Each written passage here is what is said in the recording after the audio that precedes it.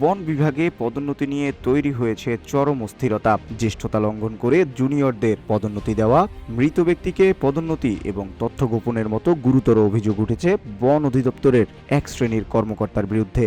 নিয়ম ভেঙে 289 জন deputy রেঞ্জারকে ranger পদে পদোন্নতি দেওয়ার তোড়জোড় শুরু হওয়ায় ক্ষুব্ধ ভুক্তভোগী কর্মকর্তারা। বন বিভাগে ডেপুটি রেঞ্জার থেকে রেঞ্জার পদে পদোন্নতি ঘিরে চলছে ব্যাপক অনিয়ম আর স্বজনপ্রীতি।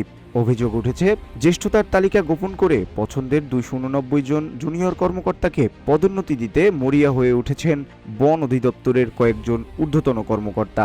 গত 21শে ডিসেম্বর এদের নাম সুপারিশ করে সরকারি কর্ম কমিশনে পিএসসি চিঠিও পাঠিয়েছেন প্রধান বন সংরক্ষক। অনিয়মের চিত্র এখানেই শেষ নয়। অনুসন্ধানে জানা গেছে, গত 11ই সেপ্টেম্বর 454 জন ফরেস্টারকে ডেপুটি রেঞ্জার পদে পদোন্নতি দেওয়া হয়। আশ্চর্যজনকভাবে সেই তালিকায় মৃত ব্যক্তির নামও অন্তর্ভুক্ত ছিল। পরে বিষয়টি জানাজানি হলে তড়িঘড়ি করে তা সংশোধন করা হয়।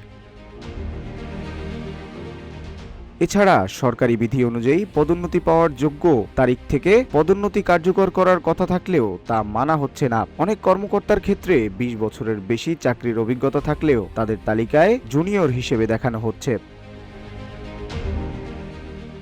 ভুক্তভোগী কর্মকর্তাদের অভিযোগ, 12 থেকে 16 বছর ধরে যারা সরকারি চাকরিতে আছেন তাদের উপেক্ষা করে মাত্র 6 বছরের অভিজ্ঞতা সম্পন্ন কর্মকর্তাদেরও পদোন্নতির তালিকায় আনা হয়েছে।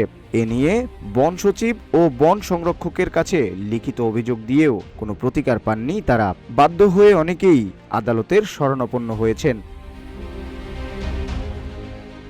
তবে সব অভিযোগ অস্বীকার করেছেন বন অধিদপ্তরের উপপ্রধান বন সংরক্ষক মোহাম্মদ মঈনউদ্দিন খান। তিনি দাবি করেন, নিয়ম মেনেই পদোন্নতির প্রস্তাব দেওয়া হয়েছে। অন্যদিকে এ বিষয়ে বন সচিব ডক্টর ফারহিনা আহমেদ ও প্রধান বন সংরক্ষক মোহাম্মদ আমির হোসেন চৌধুরীর সাথে যোগাযোগের চেষ্টা করা হলেও তাদের সাড়া পাওয়া যায়নি।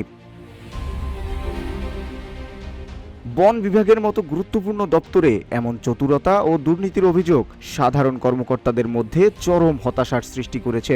স্বচ্ছতা নিশ্চিতে সংশ্লিষ্ট কর্তৃপক্ষ কার্যকর পদক্ষেপ নেবে, এমনটাই প্রত্যাশা ভুক্তভোগীদের। এস এম আমিনুল ইসলাম, রূপালী বাংলাদেশ।